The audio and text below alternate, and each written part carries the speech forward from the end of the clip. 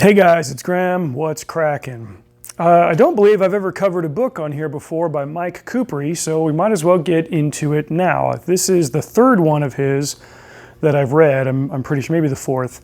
This is called The Family Business, and it's about a guy who bounty hunts aliens. Let's get a little bit closer there for you.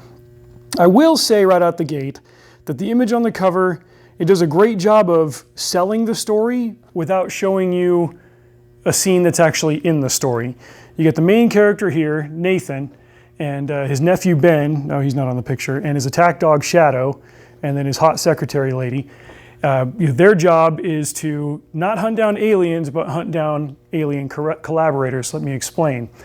This is the post-alien invasion story that I didn't know I was hungry for. I mean, there are a lot of sci-fi stories where like an Independence Day scenario happens. The aliens show up, they kick our butts a couple of times, we try a few different things.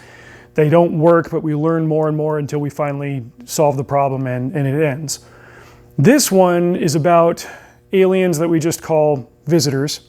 They show up to Earth, they whack all the governments, they just about succeed in overthrowing all of us, but humanity repels the attack, the aliens retreat to Mars to lick their wounds, and now we are in the rebuilding phase.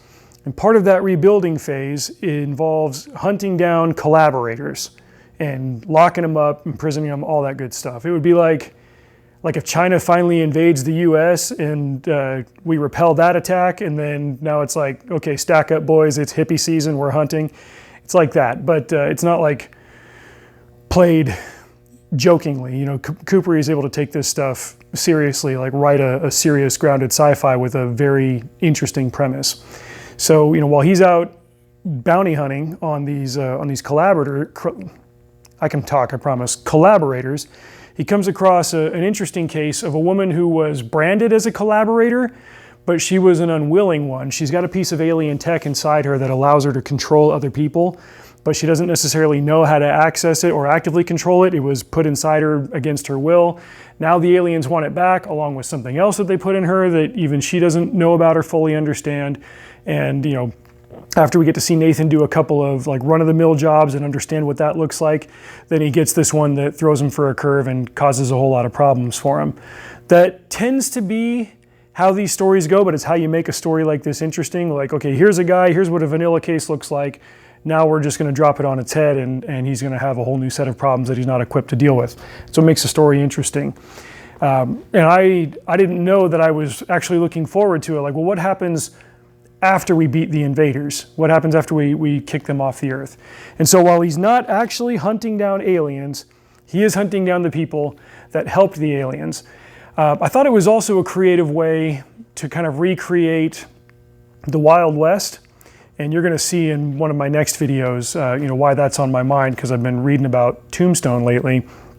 There's this interesting phase that happens as governments are growing and asserting themselves, but they don't have the resources to reach into the little nook and crannies of the world that they're asserting their power over.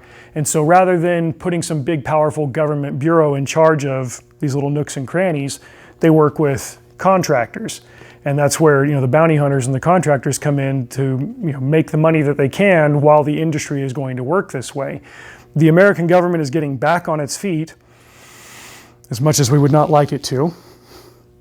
But while there isn't a big behemoth Leviathan FBI, you know, there still need to be people who bring collaborators to justice so that they can't undercut the stabilization of society as it's going on. So while things exist in this state, and Nathan knows that it's not going to last forever, you know, he's going to make his pay and, you know, try to get his life set up so that when everything else calms down, you know, he's got a home, he's got a family, he can do his deal. But that's all threatened by this particular case that he takes on. The bounty that they've got to track down is a woman named Imogene. She's the one that's got the control device, but she's also got something else, a little bit of a alien Adam and Eve project going on. I won't say any more. I want you guys to kind of discover this for yourself. As far as the setting, it's mostly set in the desert Southwest. You know, it's Arizona, it's Utah. Mike Coopery is from, I believe he's from Michigan, but he spent some time out west, and the setting was a bit of a love letter to his time there. And that's where I'm from originally, so he got the setting, the elements, the environment of it all right. So this was a cool book. Content warning, typical stuff, language all the way up to the F-bomb. Other than that, just a really cool kind of action-packed but cerebral piece of pulp, and it's kind of sizable for what it is too. So check that one out, The Family Business by Mike Kupri. What are the other books of his that I've read? So I read Dead Six and Swords of Exodus, and I think the third one was called Alliance of Shadows, but now that I think of it, I don't know if I read the third one. I don't think I finished that trilogy. That was a bit of a military caper thriller type thing.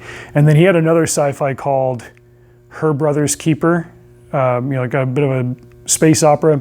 I don't remember much about that one, but it's been like 8 or 9 years since I read it, so I should check that one out. But Mike's good. He's a good writer, retired Air Force. I believe he was an EOD guy.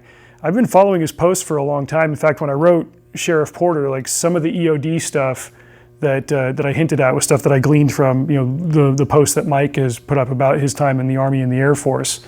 And I believe he's a trucker now, so Brotherhood of the Road, check it out. I'll put the links in the description below, and I'll add the link to my Upstream review from a while back. So that's it for now. Drive safe. See you out there.